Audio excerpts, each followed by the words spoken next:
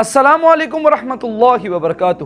تو تمام ویورز کو خوش آمدید ہمارے آج کے قرآن کلاسز سیشن نمبر 49 کے اندر انشاءاللہ تعالی العزیز آج ہم سورہ بقرہ کی آیت نمبر 50 کو کور کریں گے۔ تو بسم اللہ الرحمن الرحیم۔ وَإِذْ فَرَقْنَا بِكُمُ الْبَحْرَ فَأَنْجَيْنَاكُمْ وَأَغْرَقْنَا آلَ فِرْعَوْنَ وَأَنْتُمْ تَنْظُرُونَ۔ اور ترجمہ اور یاد کرو جب ہم نے سمندر پھاڑ کر تمہیں پار کرایا اور بچا لیا مگر تمہاری آنکھوں کے سامنے فرعون کی قوم کو غرق کر دیا۔ اب چلتے ہیں اس کی تفسیر کی طرف۔ بسم اللہ الرحمن الرحیم۔ وَإِذْ فَرَقْنَا بِكُمُ الْبَحْرَ، اور یاد کرو جب کہ ہم نے تمہارے لیے سمندر کو پھاڑ دیا یا دریا کو پھاڑ دیا۔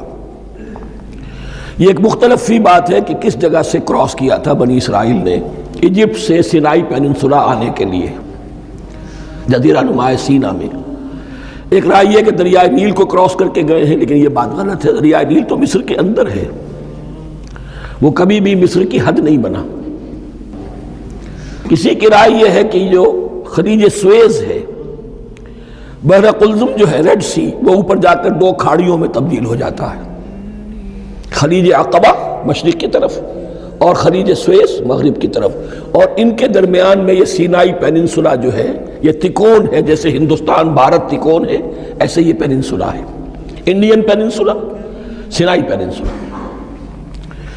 اور یہ سویز کینال تو بعد میں بنی ہے۔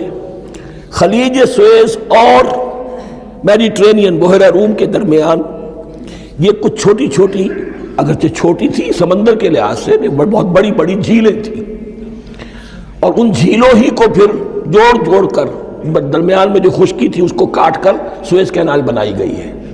تو اب تو یہ ایک مسلسل ایک رابطہ ہے، لیکن معلوم ہوتا ہے کہ یا تو خلیج سویز کو کراس کیا ہے حضرت موسیٰ علیہ السلام نے، اور یہی میری رائے زیادہ یہی ہے، اس لیے کہ کوہ طور جو ہے وہ اس پیننسولا کی ٹپ پر ہے، نیچے ہے، یہاں جہاں پر ان کا قیام رہا، اور جہاں پھر حضرت موسیٰ کو 40 دن کے لیے کوہ طور پر بلا کر اور پھر انہیں تورات دی گئی ہے۔ تو معلوم ہوتا ہے کہ جو خلیج سویز ہے اسے کراس کیا ہے۔ کراس کس طرح کیا ہے کہ حضرت موسیٰ کے عصا کی ایک ضرب سے سمندر پھٹ گیا۔ فَكَانَ كُلُّ فِرْقٍ كَالطَّوْدِ الْعَظِيمِ، دونوں طرف چٹانوں کے مانند پہاڑ کی طرح جو ہے وہ سمندر کھڑا ہو گیا، اس کے راستے سے یہ نکل گئے۔ اور پھر جب فرعون اور اپنا لشکر لے کر جب آیا ہے، اس نے سوچا ہم بھی نکل جائیں، وہ غرق ہو گئے، اس لیے کہ دونوں طرف کا پانی آپس میں مل گیا۔ یہ تھی کیفیت، اور معجزانہ کیفیت تھی، یہ کوئی فطرت کے یا نیچر کے اصول کے مطابق بات نہیں تھی، اور میں عرض کر چکا ہوں، آپ کو بتا چکا ہوں معجزہ کسے کہتے ہیں۔ وَإِذْ فَرَقْنَا بِكُمُ الْبَحْرَ فَأَنْجَيْنَاكُمْ، جب ہم نے تمہارے لیے یا تمہارے ساتھ سمندر کو پھاڑ دیا، تمہارے لیے، تمہارے گزرگاہ بنانے کے لیے، تو تمہیں تو نجات دے دی۔